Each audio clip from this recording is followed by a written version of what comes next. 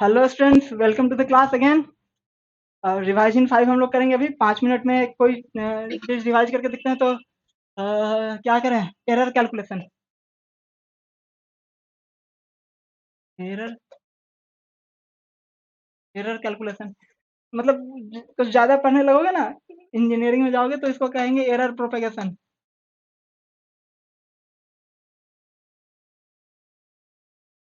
मतलब एरर कैसे मूव करता है।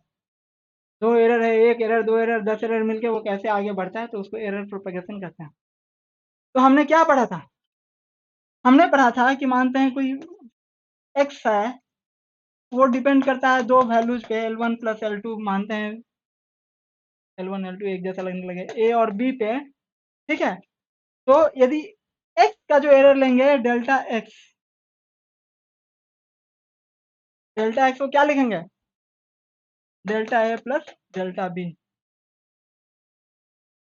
पॉजिटिव निगेटिव जो भी हो, हमको फर्क नहीं पड़ता। एरर क्या है, वो हमेशा ऐड होता है। एग्जाम्पल देखिए, एग्जाम्पल क्या है।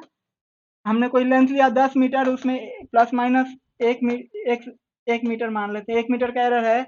और कोई लेंथ लिया 20 मीटर, उसमें भी प्लस माइनस 1 मीटर का एरर है। ठीक है। तो टोटल एरर क्या होगा? टोटल एरर क्या हो सकता है? 30 हो सकता है। एरर नहीं, टोटल मेजरमेंट क्या हो सकता है? 30 हो सकता है। एल है। अब एरर कैसे निकालेंगे? एरर देखिए, ये वैल्यू 9 हो सकता है और एक्सट्रीम वैल्यू ये 19 हो सकता है। तो टोटल क्या हो गया? एक यहाँ कम हो गया, एक यहाँ कम हो गया, तो यहाँ पे एक निगेटिव हो सकता है। या ये वैल्यू क्या हो सकता है? 11 हो सकता है और ये वैल्यू 21 हो सकता है। तो भी दो। ठीक है। तो एरर हमेशा ऐड हो रहा है। ठीक है। यदि कम मतलब कुछ केसेज ऐसा होगा कि यहाँ पे एरर कंपनसेट करता होगा, लेकिन हमें क्या, हमें एक्सट्रीम वैल्यू बताना है। हमें कुछ मीडियम वैल्यू नहीं बताना है। हमने प्लस माइनस 2 लिख दिया, मतलब उसके बीच का जो भी है वो सब एरर में है। तो वो कंपनसेटिंग केस भी एरर इसमें इंक्लूड हो गया। ठीक है। तो कंपनसेटिंग केस को हमको अलग से बताने का जरूरत नहीं है। ठीक है।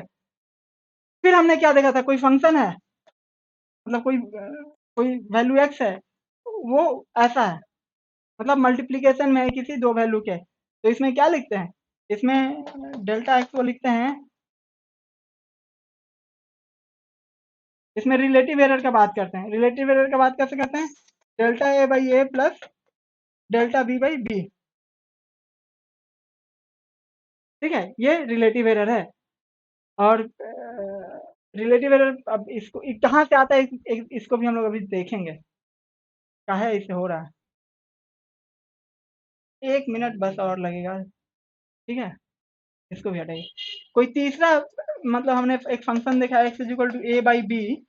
तो डेल्टा एक्स बाई एक्स को हम क्या लिखेंगे? Delta A by A plus delta B by B. चलिए, पीला कलर से लिखे, मुझे रेकमेंड किया जा रहा है कि पीले कलर से लिखे, ज़्यादा दिखेगा, है ना? और हाँ, ज़्यादा दिख रहा है ये। तो यदि हम अ, एक एक और कोई फंक्शन लेते हैं, एक्स यदि हमारा जो डिपेंड करता है A to the power M, B to the power N, C to the power P. तो डेल्टा एक्स को डेल्टा एक्स बाई एक्स लिखेंगे तो कैसे लिखेंगे? एम डेल्टा ए पे power A plus N delta B पे power B plus C delta C पे power सी। ये हमने 4-5 फॉर्मूला पढ़े थे, आपने भी पढ़ा हुआ, सब किताब में दिया हुआ है। हम पढ़ेंगे इसको डिराइव कैसे करते हैं। जरूरत क्या पड़ी रिलेटिव एरर की मल्टीप्लिकेशन वाले केस में, जबकि एडिशन और सब्सट्रैक्शन में तो हम सिंपल एरर ऐड कर रहे हैं। तो हमने एक फॉर्मूला पढ़ा था, डेल्टा एक्स, मतलब कोई एक्स वैल्यू है, ये भी पे डिपेंड करता है। डेल्टा एक्स को यदि हम ए के टर्म्स में लिखेंगे तो delta X by delta A into D ए। ये क्या है? ये पार्शियल डेरिवेटिव है। अब पार्शियल डेरिवेटिव क्या होता है कि पार्शियल डेरिवेटिव एक ऐसा, मतलब बढ़िया तरीका है जिससे हम कोई फंक्शन लिया है ए और बी, अब दोनों वेरिएबल है। तो जब हम एक्स के रेस्पेक्ट में डिफ्रेंशिएट कर रहे हैं तो बी को मान लेंगे कांस्टेंट है। और जब बी के लिए बी से डिफ्रेंशिएट करेंगे तो मान लेंगे कि एक्स कांस्टेंट है। तो अब एक बार फॉर्मूला हम अपना डिराइव करके देखते हैं। एक्स इज इक्वल टू क्या था? ए प्लस माइनस बी था, तो डेल्टा एक्स क्या लिखेंगे, D A plus B, plus minus B जो भी लिखना है, बटे D A into D A, ठीक है, प्लस क्या लिखेंगे, D A plus minus B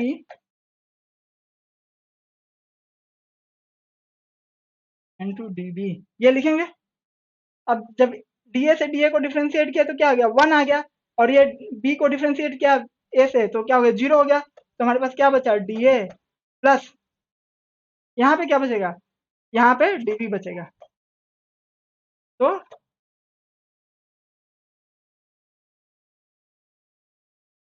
तो D X is equal to D A plus D B, simple addition हो रहा है यहाँ पे, ठीक है। एक और स्लाइड ले लेते हैं, अब एक बार मल्टीप्लीकेशन वाला केस देखते हैं। हमारे पास क्या केस था, D X is equal to A B है, तो डी एक्स को क्या लिखेंगे, डी एक्स बटे मतलब डी ए बी बटे D A into into D A plus D A B बटे D B into D B, ठीक है। तो अब यहाँ क्या है, बी कांस्टेंट है तो बी बाहर आ गया, इंटू 1 इंटू डी ए हो गया, प्लस यहाँ ए बाहर आ गया, इंटू डी बी बच गया। तो ये क्या है, ये D X into B D A into A D B हो गया।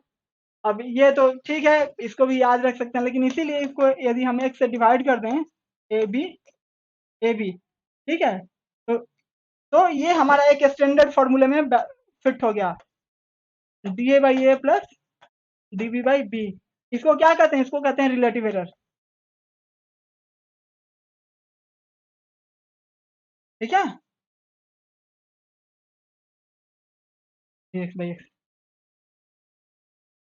वैसे एक जो जनरल फॉर्मूला था हमारा, X is equal to A to the power M B to the power N C to the power P, ठीक है, इसको डिफ्रेंशिएट करते हैं तो क्या आएगा, डी एक्स को हमने कर दिया D A to the power M B to the power N C to the power P D A into D A plus D X A to the power M B to the power N C to the power P बटे D B into D B plus D A to the power M B to the power N C to the power P divided by D C into D C, डल है, ठीक है जी। तो यहाँ से देखिए B to the power N और C to the power P क्या है, कॉमन कांस्टेंट हो जाएगा, तो ये बाहर ले लिया हमने, इनटू अब ए टू द पावर बच गया क्या, A to the power M divided by है, तो एम ऐसे आ गया, और ये क्या बच गया, A to the power M minus 1, ठीक है। तो वैसे ही यह क्या हो गया, A to the power M C to the power P into into N into B N minus 1 plus ये क्या हो गया, ये हो गया minus P A to the power M B to the power N C to the power P plus 1, ठीक है। अब यदि डिफ्रेंशिएशन नहीं आता है तो नेक्स्ट हम मैथमेटिक्स पढ़ाना शुरू करेंगे। अब फिर हम क्या करते हैं, एक से डिवाइड कर देते हैं, क्योंकि हमें इसको एक स्टैंडर्ड फॉर्मेट में लाना है। अब एक से डिवाइड किया तो देखो B to the power N C to the power P cancel हो गया, ठीक है। तो ये एक मिनट, एक को पूरा लिख के देख लेते हैं, B to the power N M A to the power M minus 1 into C to the power P. तो हमने एक्स से डिवाइड किया तो क्या है, A to the power M B to the power N C to the power P, C to the power P cut गया, B to power M cut गया, और ये कट गया, ठीक है, into into D A into D B into D C, ठीक है, into D ए। तो अब बेसिकली क्या बचा, ये सब हट गया, ये भी हट गया, ये भी हट गया, ये भी हट गया, ये भी हट गया, ये भी हट गया, ये भी हट गया, ये भी हट गया, ये भी हट गया, क्या बच गया, A D A plus N D B B plus, यहाँ निगेटिव वैल्यू जो है हमारा, जो डी ए क्या है, डी सी क्या है, एरर है। तो एरर में हम हमेशा क्या करते हैं, हमेशा उसका मैग्नीट्यूड मॉडुलस लेते हैं, मैग्नीट्यूड लेते हैं एरर का हमेशा, तो वो उधर कंपनसेट हो जाएगा। तो क्या बचा, पी सी डी सी, ये एरर का।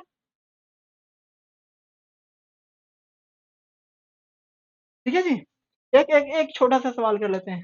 1/c equivalent is equal to 1/c1 plus 1/c2 है। हमको इसको ऐड करना नहीं आता है भैया, हमने पढ़ा नहीं अभी तक। लेकिन हमने क्या पढ़ा, हमने पढ़ा कि हम इसको ऐसे x मान सकते हैं। तो ये क्या हो गया, 1/c इक्विवेलेंट हो गया।